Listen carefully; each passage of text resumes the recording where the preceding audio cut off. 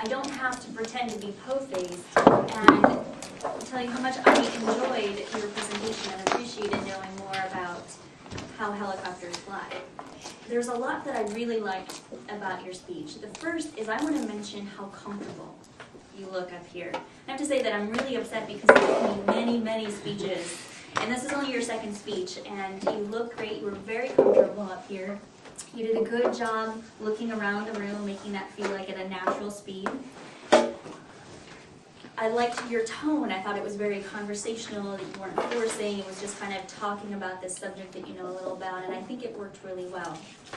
Which reminds me, I need to tell you about his project. He was doing speech number 2 from the Confident Communicators album. His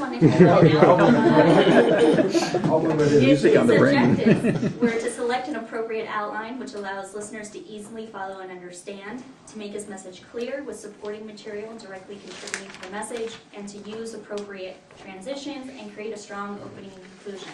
So that's what I'm going to talk about now, because I think that there were a couple of areas for improvement. One is just a little suggestion, which is if you angle the lectern right here, then you can refer to your notes without turning away from the audience. And then when you're speaking this way, then your voice doesn't travel as well. So just putting it right here will make it a little more accessible for you.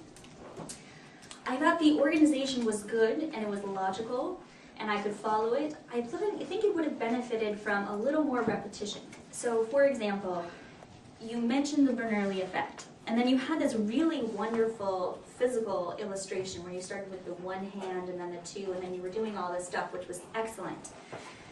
When you were done with that, it would have been nice to come back to the Bernoulli effect and say, what is that? That's the Bernoulli effect. So this thing that we think is confusing, this is all it is.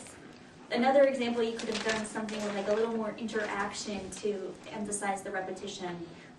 Like at one point you referred to it as a rotary aircraft. And I'd never heard of a helicopter referred to as a rotary aircraft. So that could have been a fun opportunity to say, also known as, and like start to solicit some feedback from the audience. Like, oh, that's a helicopter. So those were a couple areas in which I think just repeating in subtle and fun ways would have made your content really pop. I want to really acknowledge you for your introduction and your opening. I think that the introduction that you wrote up was great, and I think it's a great practice for Toastmasters to plan on what you're going to have somebody read for you, and I thought you did a great job with that.